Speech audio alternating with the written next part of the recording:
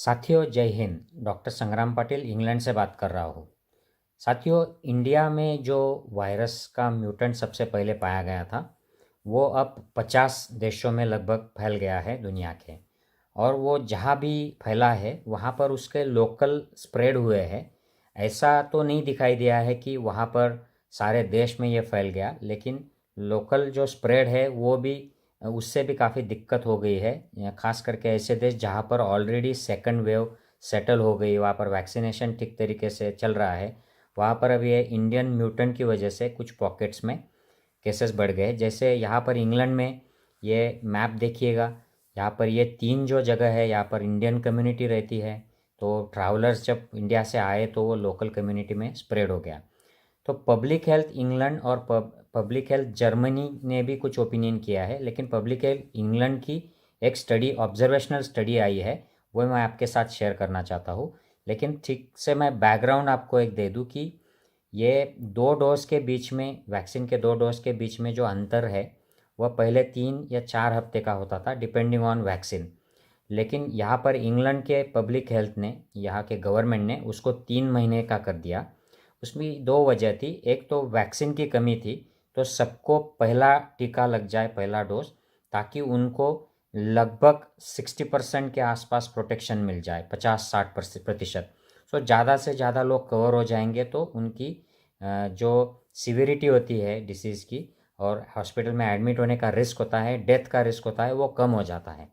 और उसको जो फेज़ 3 ट्रायल हुआ था उसमें भी दिखाई दिया था कि जैसे 2 डोज के बीच अंदर अंतर बढ़ जाता है तो उसकी इफ़िशियंसी और बढ़ जाती है। तो ये ऑक्सफर्ड की जो है कोविशील्ड, हमारे यहाँ जिसे कहते हैं, उसमें 70-75% रहता है अगर 4 हफ्ते का अंतराल रहा तो। लेकिन उसको अगर 2 या 3 महीने कर देते हैं तो उसकी 90% तक एफिकेसी चली जाती है।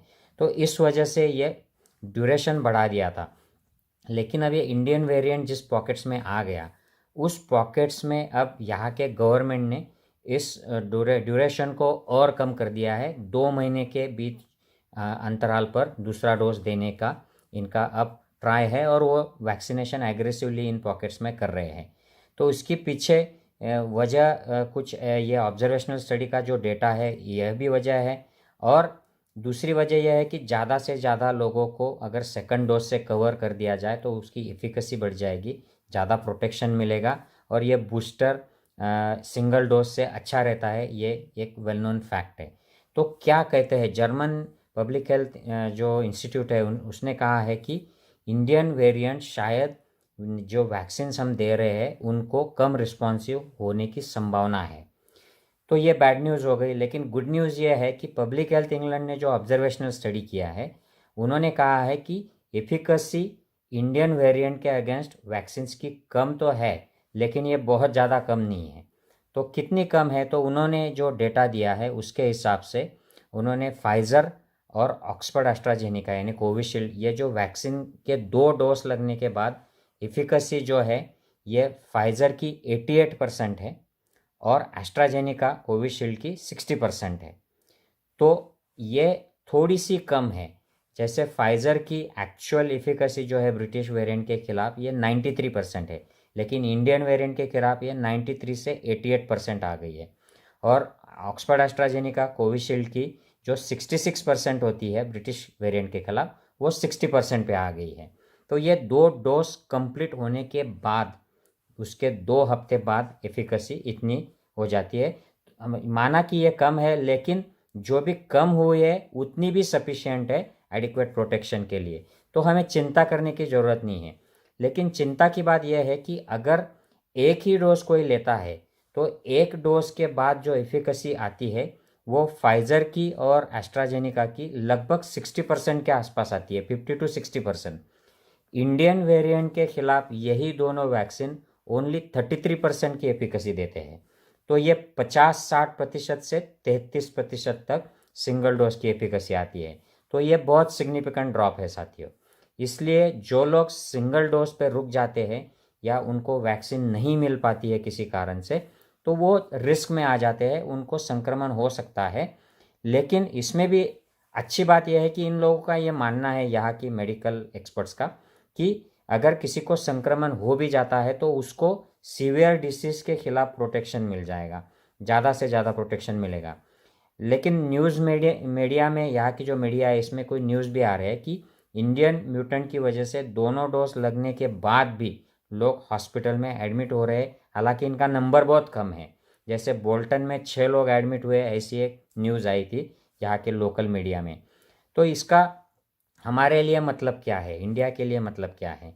तो हमारे यहाँ पर गवर्नमेंट ने 2 डोज के बीच का फासला ये 4 महीने का कर दिया है, 16 वीक्स। और यहाँ के गवर्नमेंट ने जैसे ही इंडियन वेरिएंट की रिस्क बढ़ गई तो उसको 3 महीने से घटाकर 2 महीने कर दिया। तो इसमें कौन बराबर है और कौन गलत है ये अब कहना तो मुश्किल है, लेकिन लॉजिकली ये लगता है कि सिंगल डोज की वजह से अगर प्रोटेक्शन कम हो गया है इंडियन वेरिएंट का, तो ये लॉजिकली ये अच्छा है कि अगर सेकंड डोज दे देते हैं टाइम पर तो उसका प्रोटेक्शन जो 60% तक आ जाएगा।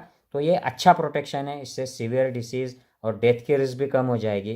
तो जल्दी देना इस हालात में, जैसे जब लोग ज़्यादा संक्रमित हो रहे हैं, हॉस्पिटल में एडमिट हो रहे हैं और जान भी गंवा रहे हैं, तो जल्दी डोज देना यही बेहतर रहेगा, ऐसे लॉजिकली लगता है।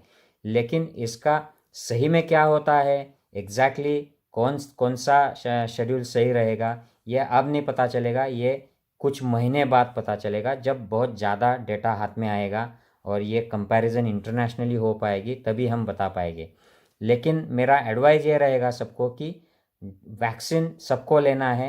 वैक्सीन का 1 डोज लेने के बाद प्रोटेक्शन ये 2 हफ्ते बाद थोड़ा बहुत प्रोटेक्शन शुरू होता है, लेकिन कंप्लीट प्रोटेक्शन नहीं आता है।